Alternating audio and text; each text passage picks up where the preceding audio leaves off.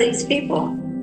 One of the questions I would have liked to have seen asked was, who does Cornell think bombed the Nord Stream pipeline? What do you think? What do you think his answer is going to be on that one? Because I haven't heard him answer it. No.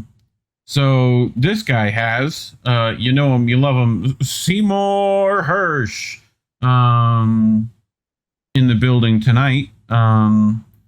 So this is a year since his first one that he wrote on this that everyone got all up in arms about. If you don't know Seymour Hersh, he's been a pretty impressive writer over the years. Talked about Abu Ghraib, talked about stuff in Vietnam, done quite a bit. So the Biden administration has acknowledged neither its responsibility for the pipeline bombing nor the premise of the sabotage. So a year of lying about Nord Stream, correct? So recently, none other than Jimmy Dore went on to the UN of all fucking places. A pothead comedian in his basement. And and I said this online. No one talked about that. No. No one talked about that. Yeah. Any drama-related shit is what's news. That's what gets it. But this gives him cred, and they don't want to talk about that. Honestly, if this was an alternate universe, this should have been a trending topic. Honestly. Yeah. But no, they're not going to talk about that because Jimmy actually used his position to actually do something. Or someone. I mean, you can argue was someone we may know may had an effect on that. So good for you if that was you. Maybe an INN member, maybe, possibly. But we'll see. But anyway, I wanted to give Jimmy a chance to speak here, and let's hear what he has to say on it.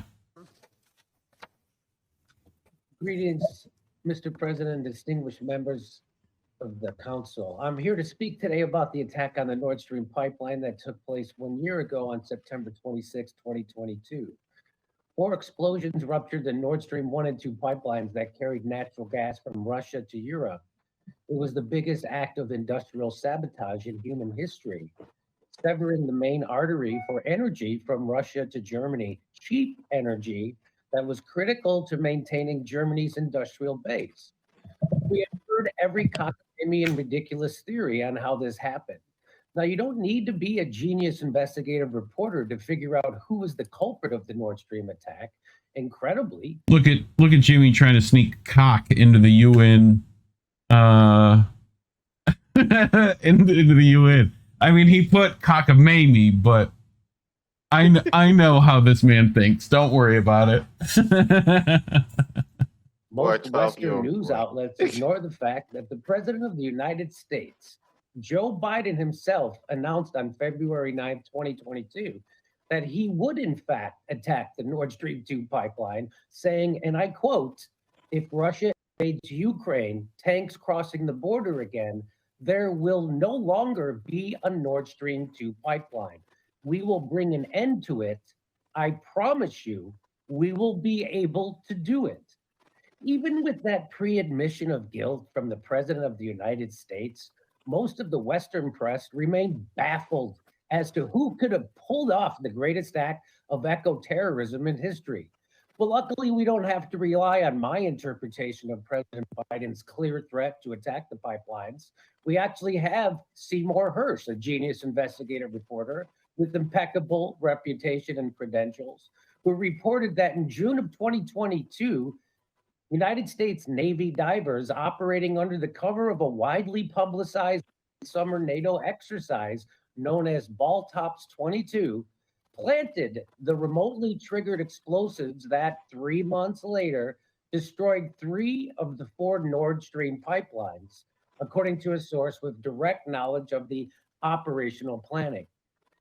And like all criminals, the perpetrators could not contain their elation over committing the crime. Shortly after the attack, many high-ranking U.S. officials could not help but brag about their achievements. and expressed multiple times how they were proud of being able to put an end to the pipelines. Undersecretary of State Victoria Nuland said, I am, and I think the administration is, very gratified to know that Nord Stream 2 is now, as you like to say, a hunk of metal at the bottom of the sea. There was a hunk of burning love, but Secretary of State Antony Blinken called it a tremendous opportunity tremendous to once and for all remove the dependence on Russian energy. You have to be a paid liar to not acknowledge the hand of the United States in carrying out these attacks. Not only did President Biden declare he would do this, but high-ranking U.S. officials have said similar things for years. We can look to 2014 when former Secretary of State Condoleezza Rice stated that over the long run, you simply want to change the structure of energy dependence. You want to depend more on North American energy platforms, which is what this is really all about. An economic war between the West and Russia in order to fill the pockets of rapacious capitalists who actually pull the strings of the US government and dictate foreign policy.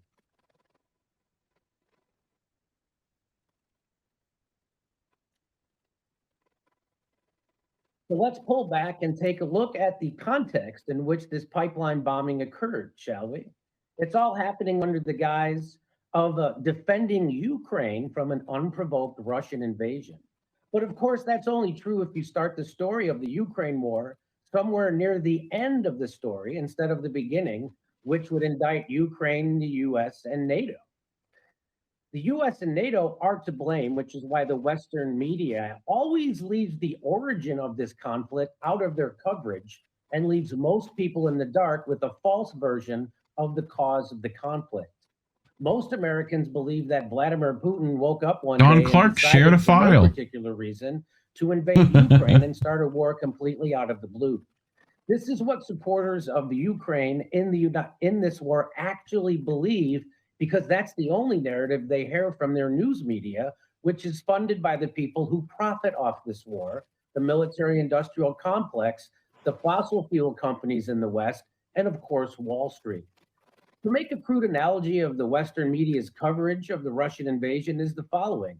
Let's say Vladimir Putin was standing on a bus stop and there was an old lady standing in the street and a bus was heading straight for her. So Vladimir Putin pushes the old lady out of the way of the oncoming bus and down onto the concrete sidewalk. The Western corporate media would start that story near the end saying, Russian president pushes old lady down onto the concrete. The same goes for the entirety of the Ukraine-Russian war. The Western media starts the story of the war at February 24th, 2022, which is definitely not when this conflict started. They leave out the 2014 coup of the democratically elected Ukraine government orchestrated by the CIA in conjunction with Ukraine Nazis. They leave out the fact that the Russian-speaking ethnic population in the eastern part of Ukraine, known as the Donbass, didn't want to go along with the CIA Nazi coup government. And so the newly coup right-wing Ukraine government started shelling the citizens of the Donbass via their henchmen, known as the Nazi Azov Battalion, that ended up killing somewhere around 18,000 civilians in the Donbass. They leave out also, there was a peace agreement that was reached to end the shelling by the Ukraine government and the Nazi Azov Battalion, known as the Minsk Accord, because the people who broke that peace agreement was not Russia, but the Ukraine government and the Nazis. They leave out the fact that there was already an overall peaceful way to avoid war and the slaughter of hundreds of thousands of precious Ukrainians, which was recently admitted to by the Secretary General of NATO, who admitted that it was the expansion of NATO onto Russia's border that was the real prevarication, and the US and NATO refused to stop their expansion onto Russia's border. All this amnesia is necessary for the continued aggression and warmongering of the US and NATO to be accepted by the citizens of the United States and Europe. Well, I'm here to cure them of their amnesia and remind them of the true cause of not only the Nord Stream bombing, but of the entire Ukraine war and the destabilization of the Middle East, including Libya, Iraq, Afghanistan, and Syria. Libya. The reason for that is the imperialistic lust of the United States empire. The U.S. now has over 800 military bases around the world without being able to cite an actual threat to their sovereignty. The U.S. is now ending its empire the way all empires end, by overextending itself militarily while it starves its own people at home. The real threat is the threat of U.S. economic interests. The U.S. has for decades feared German engineering and capital joining Russia's natural resources and manpower. As elucidated very clearly by the founder of the U.S. intelligence firm Stratford, George Friedman, in his 2010 book, says, quote, Russia does not threaten America's global position, but the mere possibility that it might collaborate with Europe, and particularly Germany, opens up the most significant threat in a decade, a long-term threat that needs to be nipped in the bud. Therefore, maintaining a powerful wedge between Germany and Russia is of overwhelming interest to the United States.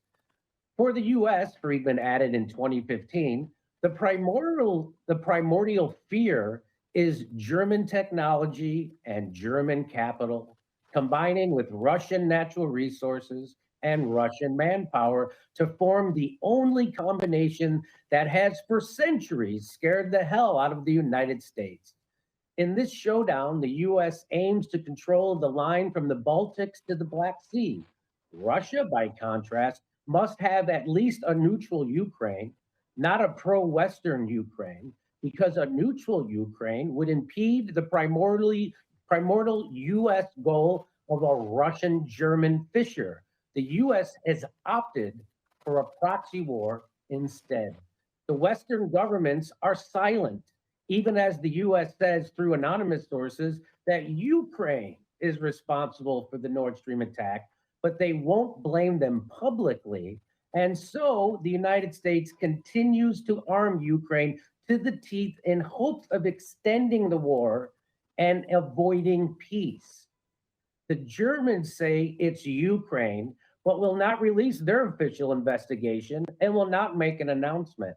The final obscenity is that the people in the West who claim to be environmentalists and claim to care about climate change and the environment say nothing about the worst release of methane gas in human history, but in fact, whose actions reveal they don't actually care about climate change and continue to support this war and its eco-terrorism. In a bizarre twist, even Greta Thunberg traveled to Ukraine to meet with Zelensky after the Nord Stream bombing. Thank you for allowing me to speak. Well, thoughts? I mean, as I said earlier, I'm not sure the implication, if this will mean anything, him speaking at the UN, if this is going to, but he spoke there. Yeah. And the money is there. Sorry, Greta, don't worry about it. And it's like,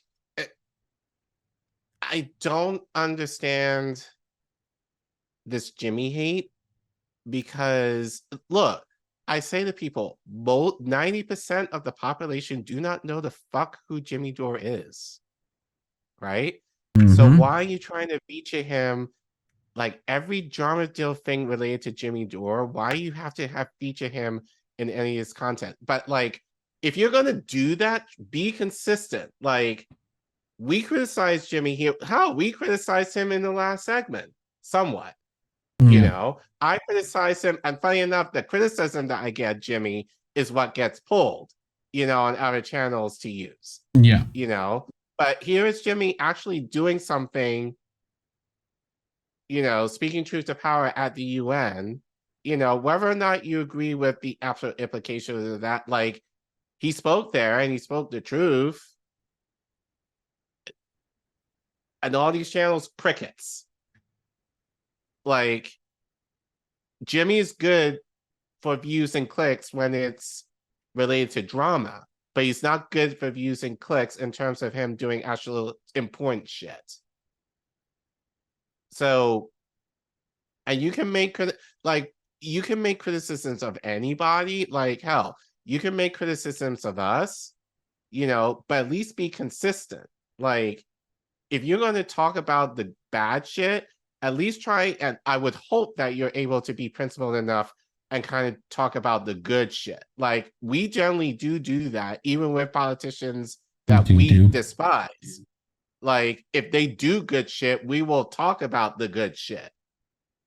Just not a lot going around. Like, yeah, it's not a lot, and even that, it may be like a crumb. Yeah, but we're able to balance that. So I don't know. It's just maddening to me that this will not get any play versus, oh, Jimmy makes extra money from this funder and he gets like however like a buff or what. Like, who cares? Well, like, this is the stuff that should be trending, not the other shit. Jimmy mentioned Seymour Hersh, so it sounds like someone's been reading some articles. Well, looks like we got ourselves a reader.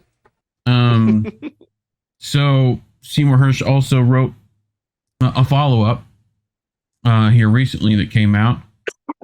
So Seymour writes, I do not know much about covert CIA operations. No outsider can, but I do understand that the essential component of all successful missions is total deniability. The American men and women who moved undercover in and out of Norway in the months it took to plan and carry out the destruction of 3 of the 4 Nord Stream pipelines in the Baltic Sea a year ago left no traces other than a boot. They left a boot. It was their boot. I don't care who says it. That was their fucking boot. But not a hint of the team's existence other than a boot. They left a boot. Other than the success of their mission. By the way, we have a clip. Google Das Boot in our YouTube, and you'll find what we're talking about. So, deniability as an option for President Joe Biden and his foreign policy advisors was paramount. No significant information about the mission was put on a computer, but instead typed on a Royal or perhaps the Smith Corona typewriter with a carbon copy of 2, as if the internet and the rest of the online world had yet to be invented. The White House was isolated from the going-ons near Oslo. Can you imagine, like, Joe Biden checking his email? No. Neither can I. Biden doesn't check. Like, what do you think? He's probably got like a hot fucking, what is it? Hotmail? I mean, he's got a Hotmail, or a Netscape. Let's go with a Netscape email, right? The White House was isolated from the goings on near Oslo. Various reports and updates from the field were directly provided to CIA Director Bill Burns, who was the only link between the planners and the president who authorized the mission to take place on September 26 of 2022. Once the mission was completed, the typed papers and carbons were destroyed, thus leaving no physical trace, no evidence to be dug up later by a special prosecutor or a presidential historian. You could call it the perfect crime. There was a flaw, a gap in understanding between those who carried out the mission and President Biden as to why he ordered the destruction of the pipelines when he did. My initial 52,000 word report, 5,200 word report, published in early February, ended cryptically by quoting an official with knowledge of the mission telling me it was a beautiful cover story. The official added the only flaw was the decision to do it. This is the first account of the flaw on the 1-year anniversary of the explosions, and it is one President Biden and his national security team will not like. Inevitably, my initial story caused a sensation, but the major media emphasized the White House denials and relied on an old canard, my reliance on an unnamed source. To join the administration in debunking the notion that Joe Biden could have had anything to do with such an attack, I must note here that I've won literally scores of prizes in my career for stories in the New York Times and the New Yorker that relied on not a single named source. In the past year, we've seen a series of contrary newspaper stories with no named first-hand sources claiming that a dissident Ukrainian group carried out the technical diving operation attack in the Baltic Sea via a 49-foot rented yacht called the Andromeda. I am now able to write about the unexplained flaw cited by the unnamed official. It goes once again to the classic issue of what the CIA is all about, an issue raised by Richard Helms, who headed the agency during the tumultuous years of the Vietnam War and the CIA's secret spying on Americans as ordered by President Lyndon Johnson and sustained by Richard Nixon. I published and Obama and Bush and just keep going, all of them since.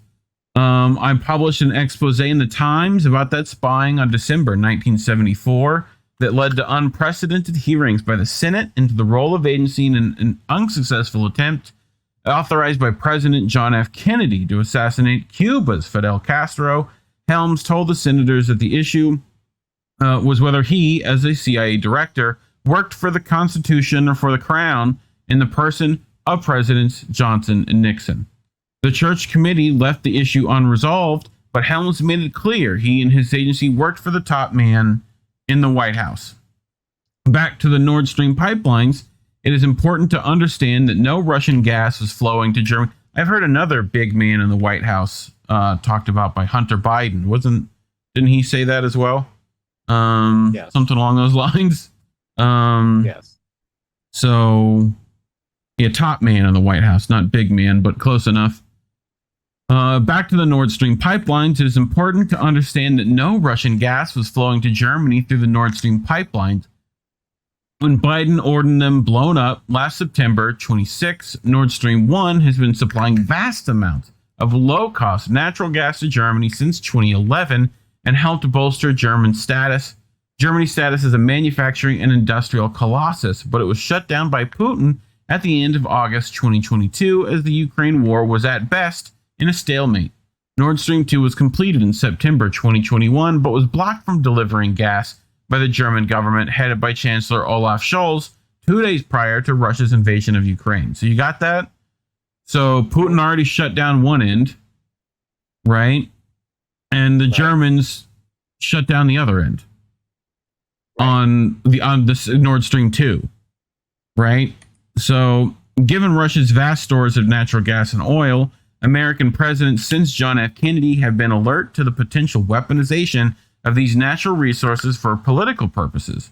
That view remains dominant among Biden and his hawkish foreign policy advisors, Secretary of State Antony Blinken, National Security Advisor Jake Sullivan, and Victoria Nuland, now the acting deputy to Blinken. Sullivan convened a series of high-level national security meetings late in 2021 as Russia was building up its forces along the border of Ukraine, with an invasion seen as almost inevitable. The group, which included representatives from the CIA, was urged to come up with a proposal for action that could serve as a deterrent to Putin. The mission to destroy the pipelines was motivated by the White House determination to support President Volodymyr Zelensky. Sullivan's goal seemed clear. The White House policy was to deter Russia from an attack, the official told me. The challenge it gave to the intelligence community was to come up with a way that was powerful enough to do that and to make a strong statement of American capability. So, right up here, right? This zone. So, just in case people needed to know where this was, right? It goes from Vielburg, I guess, all the way through the fucking Northwest Passage up here,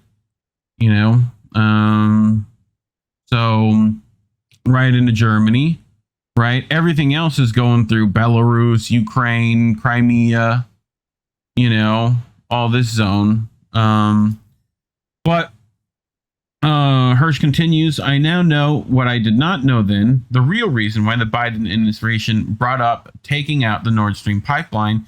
The official recently explained to me that at the time, Russia was supplying gas and oil throughout the world via more than a dozen pipelines. But Nord Stream 1 and 2 ran directly from Russia through the Baltic Sea to Germany. The administration put Nord Stream on the table because it was the only one we could access and it would be totally deniable. Okay? So the official said, We solved the problem within a few weeks by early January and told the White House our assumption was that the president would see the threat against Nord Stream as a deterrent to avoid the war. It was no surprise to the agency's secret planning group when on January 27th, the assured and confident Nuland, then Undersecretary of State for Political Affairs, strictly warned Putin that if he invaded Ukraine, as he clearly was planning to, that one way or another, Nord Stream 2 will not move forward. The line attracted enormous attention, but the words preceding the threat did not. The official State Department transcript shows that she preceded her threat by saying that with regard to the pipeline, we continue to have very strong and clear conversations with our German allies. Okay? So keep all this in your little Rolodex of stuff. Asked by a reporter how she could say with certainty that the Germans would go along because what the Germans have said publicly doesn't match what you're saying. Nuland responded with an astonishing bit of double talk. Nuland says, I would say go back and read the document that we signed in July that made very clear about the consequences for the pipeline if there's further aggression on Ukraine by Russia. But that agreement, which was briefed to journalists, did not specify threats or consequences, according to reports in the Times, Post, and Reuters. At the time of agreement on July 21st, Biden told the press corps that since the pipeline was 99% finished, the idea that anything was going to be said or done was going to stop it was not possible. At the time, Republicans, led by Senator Ted Cruz of Texas, depicted Biden's decision to permit the Russian gas to flow as a generational geopolitical win for Putin and a catastrophe for the United States and its allies. So, 2 weeks after Nuland's statement on February 7th at a joint White House press conference with the visiting Schultz, Biden signaled that he had changed his mind and was joining Nuland and other equally hawkish foreign policy aides in talking about stopping the pipeline. If Russia invades, that means tanks and troops crossing the border of Ukraine again, he said. There will no longer be a Nord Stream 2. We will bring an end to it. Asked how he could do so since the pipeline was under Germany's control, he said, we will, I promise you, we'll be able to do it. Schultz asked the same question, said, we are acting together. We are absolutely united, and we will not be taking different steps. We will do the same steps, and they will be very, very hard to Russia, and they should understand. The German leader was considered then and now by some members of the CIA team to be fully aware of the secret planning underway to destroy the pipelines. By this point, the CIA team has made the necessary contracts in Norway, whose Navy and Special Forces commands have a long history of sharing covert operations with the agency. Norwegian sailors and Nasty-class patrol boats helped smuggle American sabotage operatives into North Vietnam in the 1960s, when America in both the Kennedy and Johnson admins was running an undeclared American war there. With Norway's help, the CIA did its job and found a way to do what the Biden White House wanted done to the pipelines. At the time, the challenge in the intelligence community was to come up with a plan that would be forceful enough to deter Putin from the attack on Ukraine. The official told me, we did it. We found an extraordinary deterrent because of its economic impact on Russia, and Putin did it despite the threat. It took months of research and practice in the churning waters of the Baltic Sea by the two expert U.S. Navy deep-sea divers recruited for the mission before it was deemed to go. Norway's superb seamen found the right spot for planting the bombs that would blow up the pipelines. Senior officials in Sweden and Denmark, who still insist they had no idea what was going on in their shared territorial waters, turned a blind eye to the activities of the American and Norwegian operatives. The American team of divers and support staff on the mission's mothership, a Norwegian minesweeper, would be hard to hide while the divers were doing their work. The team would not learn until after the bombing that Nord Stream 2 had been shut down with 750 miles of natural gas in it. What I did not know then, but was told recently, was that after Biden's extraordinary public threat to blow up Nord Stream 2, with Schultz standing next to him, the CIA planning group was told by the White House that there would be no immediate attack on the two pipelines, but the group should arrange to plant the necessary bombs and be ready to trigger them on demand. After the war began, it was then that we, the small planning group that was working in Oslo with the Royal Norwegian Navy and Special Services on the project, understood that the attack on the pipelines was not a deterrent because as the war went on, we never got the command. right? So he's saying these had been there for a minute. After Biden's order to trigger the explosives planted on the pipelines, it took only a short flight with a Norwegian fighter and the dropping of an altered off-the-shelf sonar device at the right spot in the Baltic Sea to get it done. By then, the CIA group had long disbanded. By then, too, the official told me, we realized that the destruction of the 2 Russian pipelines was not related to the Ukraine war. Putin was in the process of annexing the 4 Ukrainian oblasts he wanted, but was part of a neocon political agenda to keep Schultz in Germany, with winter coming up and the pipelines shut down from getting cold feet and opening up. Okay? So they're wanting Germany to not engage, essentially. The shuttered Nord Stream 2, the white, right. So the ones that they had closed, like, don't open the second one, right? This stops you from doing that. The White House fear was that Putin would get Germany under his thumb and then he was going to get Poland. Sounds familiar. The White House said nothing as the world wondered who committed the sabotage, so the president struck a blow against the economy of Germany and Western Europe. I mean, literally. Like, this is Biden terrorizing Europe. The official told me he could have done it in June and told Putin, we told you what we would do. The White House silence and denials were, he said, a betrayal of what we were doing. If you are going to do it when it would have made a difference. Right? So the leadership of the CIA team viewed Biden's misleading guidance for its order to destroy the pipelines, the official told me, as taking a strategic step towards World War III. What if Russia had responded by saying, you blew up our pipelines and I'm going to blow up your pipelines and your communication cables? Nord Stream was not a strategic issue for Putin. It was an economic issue. He wanted to sell gas. He'd already lost his pipelines.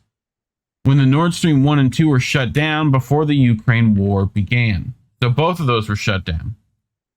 So, within days of the bombing, officials in Denmark and Sweden announced they would conduct an investigation. They reported 2 months later that there had indeed been an explosion and said there would be further inquiries. None has emerged. The German government conducted an inquiry but announced that major parts of its findings would be classified. Last winter, German authorities allocated $286 billion in subsidies to major corporations and homeowners who faced higher energy bills to run the businesses and warm their homes. The impact is still being felt today with a colder winter expected in Europe.